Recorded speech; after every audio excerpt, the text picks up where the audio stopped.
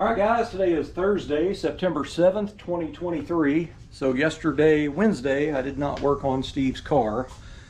I ended up going to a salvage yard, and I also had to try to fix my lawnmower carburetor until I found out the carburetor kit I got from eBay was the wrong one. So I went down to a home and farm place down here, home and garden place, and got a kit, a correct one.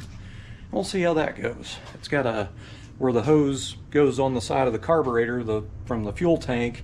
When you put fuel in it, it just drips really bad out of it. The plastic fitting, I guess, has gotten too much sun and it's just brittle. So I gotta get that fixed. I can put gas in it and it'll drain out probably overnight. That's how bad it's leaking. And I kind of hate to mow the yard with it dripping because it could catch on fire. You know what I mean? Dang mower, I tell you. Sure been a good one. It's a 1990 something Craftsman old school rider, and all I do is change the oil every year and clean the air filter, and that's pretty much it. So I can't complain about it. It's been a good mower. So let's see. Today, this morning, is when I went to go get my gas bottle filled. And the welding shop that I've been using for years is out of business now. So I didn't know what to do. It's not a welding supply anymore. I'm not even sure what it is. It has some weird name on it. But anyway, they had a gate up there and you can't even get around to go in the door. So I don't know. Maybe they're not even open yet. I don't know. So anyway, I went to another local welding shop and talked to him about it. I was going to see if he could fill my bottle, and he couldn't do it with the name that's on the bottle. So he sent me to the place that actually bought the place I go to out. So when I got over there, they had my information in their computer, but they had to charge me $20 for a bottle test. And it's kind of funny, I carried my bottle over there and dropped it off, and then when I paid, I went back out. He goes, "You're all done." I walked back out there. I was like, man, that was fast. They did an exchange instead of refilling my bottle. I'm not a leaser, I'm an owner. I bought that bottle. But in a way, I'm kind of glad because this bottle looks brand spanking new. So I'm kind of glad. The reason is this last stint, I've noticed the last few times I've tried to weld, my welds have been very porous. So it usually can be caused, there's a few things that can cause it.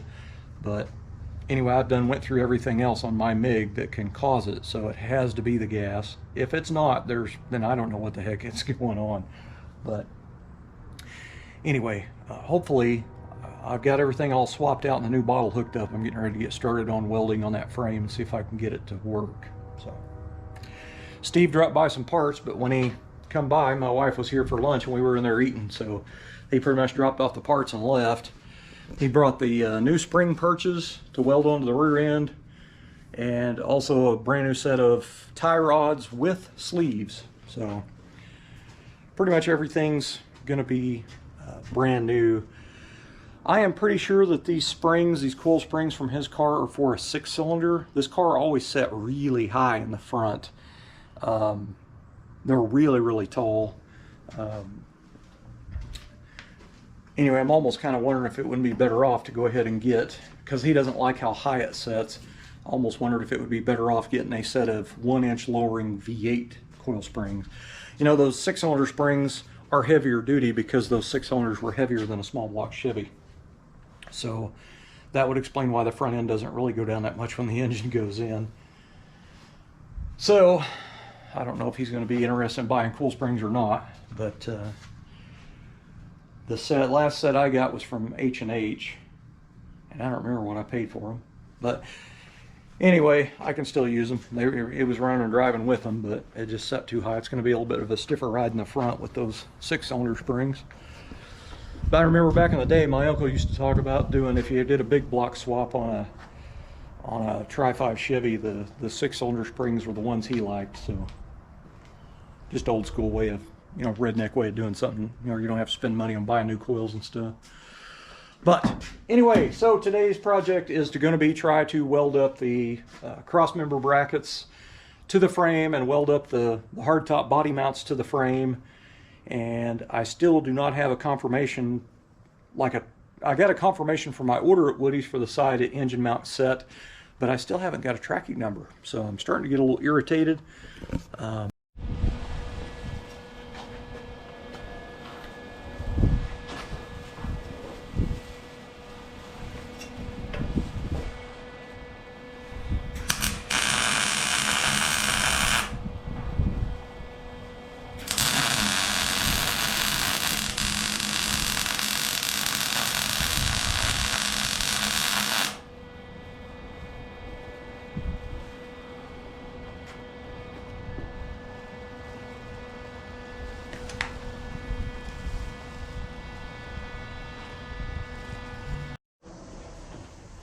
Alright guys, so I got my new bolts this morning, lock washers and regular washers.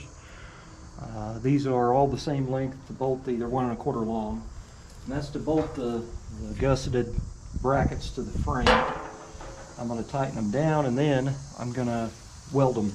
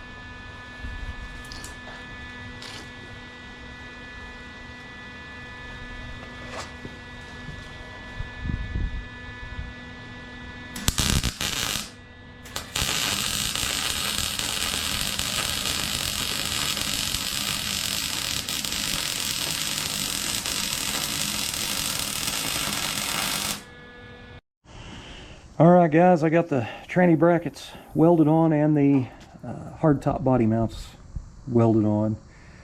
Pretty happy with it. So these got plug welded and perimeter welded. Well, I just did the sides. I just stitched up the sides on it. You know, just in case the plug welds didn't hold, it's got that on it. The transmission cross-member brackets that I gusseted, those are bolted on with 7/16 bolts, grade 8s, but I also went ahead and it's stitched all the way around. So these are permanently welded to the chassis, and the bolts are just an added extra. But you know, I need to brush this one a little bit. I just got done welding that one. It's still pretty hot. I can feel the heat off of it.